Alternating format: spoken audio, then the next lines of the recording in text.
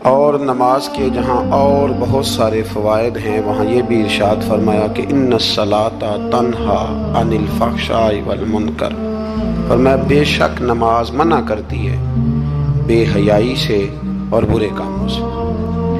نبی رحمت علیہ السلام کی خدمت میں عرض کیا گیا تھا کہ یا رسول اللہ صلی اللہ علیہ وسلم، ایک شخص رات کو نماز پڑھتا ہے پر سویرے چوری بھی کرتا ہے۔ ہم تو بڑی جلدی کہہ دیتے ہیں نا کہ کیا فائدہ اسے اس کی نماز کا، کیا فائدہ اسے اس کی عبادت کا۔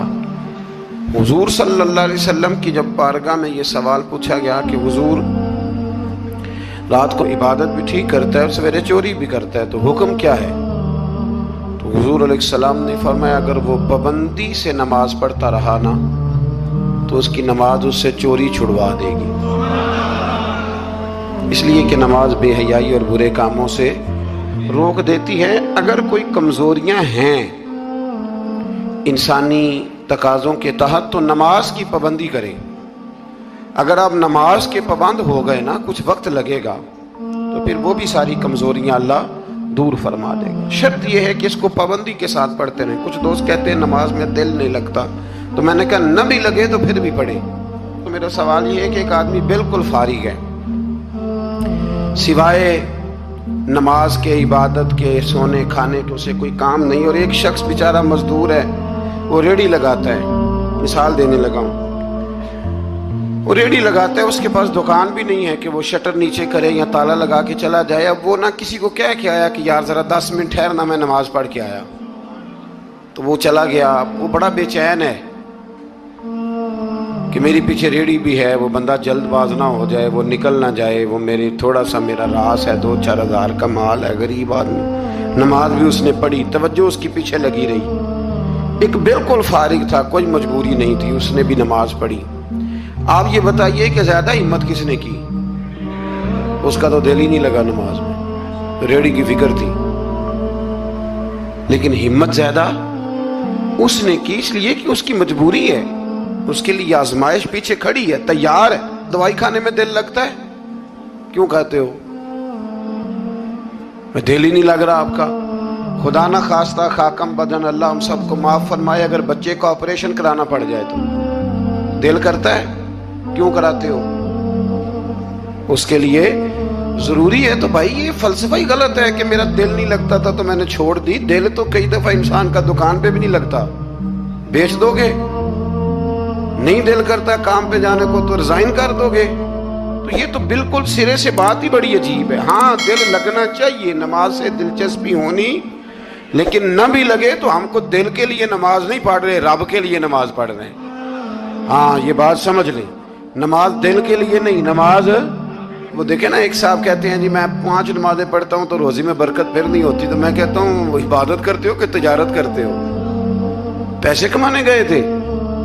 پیسے کمانے گئے تھے کہ نماز پڑھنے گئے تھے؟ تو نماز آپ کو بے حیائی اور برے کام سے روک دے گی، پر شرط یہ ہے کہ نماز کی پابندی کریں اور بر وقت پڑھیں اور تھوڑی صحیح کر کے پڑھیں۔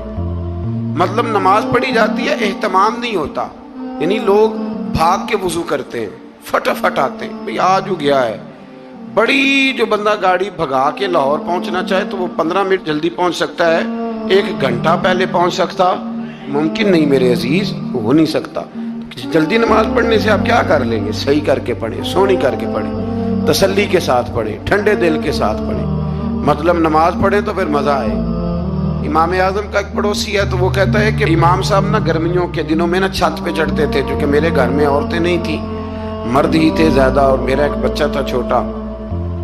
کہتے ہیں کہ وہ چھت پہ نماز پڑھا کرتے تھے تو وہ اتنی دیر تک کھڑے رہتے کہ لگتا کوئی ستون کھڑا ہے، رات کو ستون محسوس ہوتا، اتنی دیر تک وہ تلاوت کرتے، اللہ کی بارگاہ میں کھڑے رہتے۔ تو فرماتے ہیں جب ان کا انتقال ہوا تو میرا بیٹا کہنے لگا کہ ابا جی پڑوسیوں کی چھت پہ جو کھمبا تھا، جو ستون تھا، وہ کہاں گیا؟ تو کہتا میں رو پڑا۔ میں نے کہا بیٹا وہ ستون اور کھمبا نہیں تھا، وہ تو ابو حنیفہ تھا جو اپنے رب کے حضور کھڑا رہا کرتا تھا۔ تو دلچسپی پیدا کریں۔ اللہ تعالیٰ ہمیں رمضان کے بعد بھی پابندی صلاۃ کی توفیق عطا فرمائے۔ آیت نمبر 46 میں اہل کتاب سے بحث اور مباحثہ اور مجادلہ کے آداب اور اسلوب تبلیغ کے شائستہ اور پسندیدہ ہونے کا بیان کیا گیا. جب آپ تبلیغ کریں تو آپ کے جملے بڑے شستہ ہونے چاہیے، صاف ستھری بات آپ کریں. قرآن مجید نے کہا نا ادعو الی سبیل ربک بالحکمہ والموعظۃ الحسنہ، لوگوں کو اللہ کی طرف بلاؤ تو خوبصورت نصیحت کے ساتھ، حکمت کے ساتھ اور اچھے انداز میں. اب تو اللہ تعالیٰ معاف کرے، کبھی کبھی سوچ میں پڑ جاتے ہیں کہ یہ مطلب کیا ہو رہا ہے. یعنی اب مولوی کے نام کے نیچے لکھا ہے فنی مولوی، یہ مولوی کے نام کے نیچے لکھا ہے اور اس کو دیکھنے والوں کی تعداد لاکھوں میں ہوتی ہے، کہتے ہیں یہ مولوی فنی ہے. بھئی آپ تھوڑا سمجھیں، مسجد میں تو جو آدمی زیادہ ہنستا ہے اس کی قبر میں اندھیرا ہوتا ہے. آپ یہ کیا کر رہے ہیں؟ ہاں کوئی بات ایسی آ جاتی تھی تو اللہ کے نبی بھی مسجد میں مسکراتے تھے، حضور بھی مسکراتے تھے، صحابہ بھی مسکراتے تھے. اور صحابہ کہتے ہیں حضور جب مسکراتے تھے تو دانتوں سے نور نکلتا تھا، مسجد نبی کی دیواریں بھی چمک اٹھتی تھی. لیکن یہ مطلب مولوی کو اس لیے بلانا کہ وہ لطیفے سنائے گا، وہ طنز و مزاح کی بات کرے گا. تو آپ نے کیا فرق رکھا مسجد میں، اللہ کے گھر میں اور دیگر جگہوں پہ؟ آپ ذرا سمجھیے اس بات کہ وہی بات جو قرآن نے کہی کہ لوگوں نے دین کو کھیل تماشا بنا لیا ہے، معاذ اللہ لوگوں نے کھیل تماشا سمجھ لیا ہے، تو کس طرف مطلب قوم لگ گئی ہے اور بڑا بڑا عروج ہے اور بڑی بڑی باتیں ہیں. بیچ میں ہے کیا کہ لطیفے سنائے جا رہے ہیں اور داستان سرائی ہو رہی ہے اور کہانیاں ہو رہی ہیں، اور قوم ہے کہ وہ اس پر لگی ہوئی اچھی نصیحت، خوبصورت جملے. میرے رسول کریم علیہ السلام کے غلام کہتے ہیں حضور جنت کا ذکر کرتے تھے تو یوں لگتا تھا ہم جنت کی سیر کر رہے ہیں.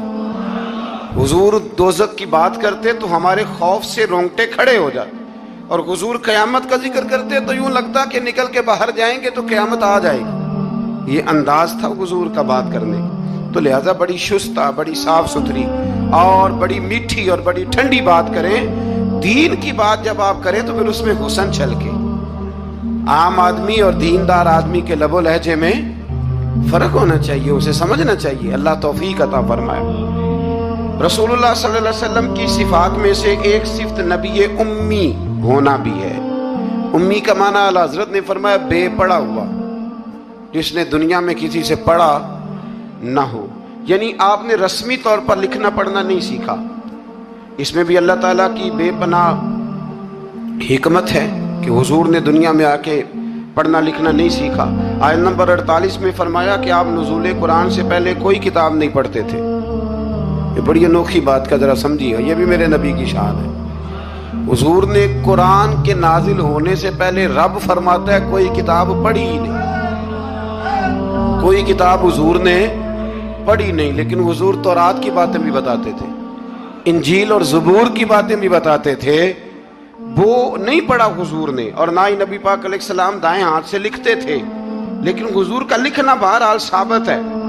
بعد میں نبی پاک کا بطور معجزہ لکھنا ثابت ہے، احادیث مبارکہ سے ثابت ہے. لیکن حضور علیہ السلام نے نہ کوئی کتاب پڑھی، نہ دنیا میں حضور کسی کے شاگرد ہوئے. الرحمن علم القرآن، رحمان فرماتا ہے میں نے خود انہیں قرآن سکھایا ہے. حضور نے اپنے رب سے سیکھا، ڈائریکٹ اللہ کے شاگرد ہیں میرے نبی کریم. اور یا اللہ کیا سکھایا اور کیا سیکھا؟ تو فرمایا وَعَلَّمَكَ مَا لَمْ تَكُنْ تَعْلَمْ، محبوب جو نہیں جانتے تھے رب نے سارا ہی سکھا دیا ہے. لوگ پوچھتے ہیں آپ کے استاد کا نام کیا ہے؟ لیکن جتنا بڑا استاد ہو شاگرد کا علم بھی اتنا بڑا ہوتا ہے. تو نبی پاک نے اللہ سے سیکھا ہے. اب آپ اندازہ کر لیں کہ اللہ نے کیا کیا علم میرے رسول کو سکھایا ہے. تو نبی امی کا معنی ہے بے پڑھا ہوا. آیت نمبر 50 سے کفار کے معجزے کی فرمائش کے جواب میں فرمایا کہ قرآن مجید سے بڑھ کر معجزہ اور کیا ہو سکتا ہے، اس کے علاوہ کیا معجزہ مانگتے ہیں، یہ بہت بڑا معجزہ ہے. عذاب کے مطالبے پہ فرمایا کہ اس کا ایک وقت مقرر ہے، وہ وقت پہ آئے گا، کسی کے کہنے پر نہیں آئے گا. آیت نمبر 56 میں مومن بندوں کو فرمایا جا رہا ہے کہ جس سرزمین پر اللہ تبارک و تعالیٰ کی رضا کے مطابق زندگی گزارنا مشکل ہو تو اللہ تعالیٰ کی عبادت کی خاطر وہاں سے ایسی سرزمین کی طرف ہجرت کر جاؤ جہاں تم بے خوف و خطر اپنے رب کی بندگی کر سکو. ہجرت کرنے کا حکم دے دیا اگر کہیں کھل کے عبادت کرنے کا موقع میسر نہ ہو. میرا خیال ہے کہ دنیا میں شاید ہی کوئی ایسا خطہ ہو जहाँ खुल कर इबादत करने का मौका मुयस्सर। मैंने बरतानिया में एक मदीना मस्जिद देखी, बहुत बड़ी वसी मस्जिद। मैंने एक जुमा वहाँ पढ़ाया, तो जुमे के बाद हम नमाजियों के बीच बैठे। मैंने कहा आपने बड़ी शानदार मस्जिद बनाई। तो वो कहने लगे कि यहाँ की हुकूमत ने हमारे साथ ताउन किया। आप हैरान होंगे मेरी बात सुन के। वो कहने लगे जब हम मस्जिद तामीर कर रहे थे तो यहाँ से पीछे से एक रोड गुजरता था, तो हमारी मस्जिद में आड़े आता था, तो हमने गवर्नमेंट को एप्लीकेशन दी कि ये रोड आ रहा है। तो कहते मस्जिद की खातिर गवर्नमेंट ने रोड बंद करके रोड ऊपर से गुजार दिया है। अब तो इबादत करने की तो कोई दिक्कत नहीं, पर शर्त यह है कि इबादत करने वाले भी तो होने चाहिए ना। इबादत करने की कोई परेशानी और न भी हो तो अल्लाह के महबूब के लिए अल्लाह ने सारी ज़मीन को मस्जिद बना दिया है। हुजूर फरमाते हैं मेरे कदमों की बरकत से सारी ज़मीन मस्जिद बन गई। जहाँ सजदा करोगे रब कबूल कर लेगा, पर शर्त यह है कि बंदा सजदा करे। फरमाया और कितने ही जानवर हैं जो अपना रिस्क उठाए नहीं फिरते, इनको अल्लाह रिस्क देता है।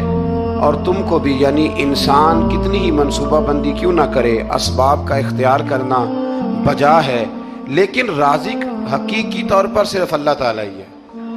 जानवरों को कभी देखा आपने कि उन्होंने गठड़ियाँ बांध के अपना रिस्क बांधा हो? तो अल्लाह फरमाते हैं जिनका कोई सबब नहीं, जब मैं उन्हें देता हूँ तो तुम्हें क्यों नहीं दूंगा। रिस्क देने वाला अल्लाह है। फिर आगे जाके आज नंबर 64 में फरमाया कि दुनियावी जिंदगी के खेल और तमाशा होने और उखरवी जिंदगी में असल जिंदगी ही तुम्हारे लिए वो है जो आखिरत की जिंदगी है। दुनियावी जिंदगी तो सिर्फ खेल और तमाशा है, खेल है। मतलब जब कोई दुनिया से चला जाता है तो फिर लोग क्या कहते हैं, कोई क्या कर सकता है, कर सकता है कुछ? ये तो एक खेल और तमाशा सा है। मतलब मैंने बच्चे पाले तो फिर बाद में मेरे बच्चों ने बच्चे पालने शुरू कर दिए, फिर उनके बच्चों ने बच्चे, और बहुत बड़ा लफ्ज़ है जनाब ये हमारे पास, बच्चों के लिए कर रहा हूँ जी। और अब्बा जी की उम्र 85 साल हो जाती है तो बच्चे कहते हैं अब्बा एक दुकान ही दे दे, कहते तो नहीं देनी, वो जी तो लिए कमाया सारी उम्र। तो मैं कहता हूँ ये जो बच्चों का बहाना है ना, ये बहाना है। बैंक बैलेंस अपने नाम का, मकान अपने नाम, गाड़ी, और रोज कहता क्या है, और भाई मैं ये कह रहा हूं कि ये बहाना है। बच्चों के लिए है, बिल्कुल ठीक है, लेकिन बच्चों के काम तो आएगा ना हमारे जाने के बाद। आज तो मालिक और वारिस हम ही है ना, इसलिए थोड़ा निकलें इस खेल तमाशे से, उस आखिरत की भी फिक्र करें। इमाम ज़ैनुल आबिदीन घर में नमाज पढ़ रहे थे तो आग लग गई, लोग बुझाते रहे, इमाम साहब नमाज पढ़ते रहे। नमाज के बाद लोगों ने कहा हुजूर हम आग बुझा रहे थे, आपने तवज्जो ही नहीं की। फरमाया तुम दुनिया की बुझा रहे थे, मैं कयामत की बुझा रहा था, मैं दोज़ख की आग बुझा रहा था। उधर भी थोड़ी तवज्जो करें। अल्लाह तौफीक।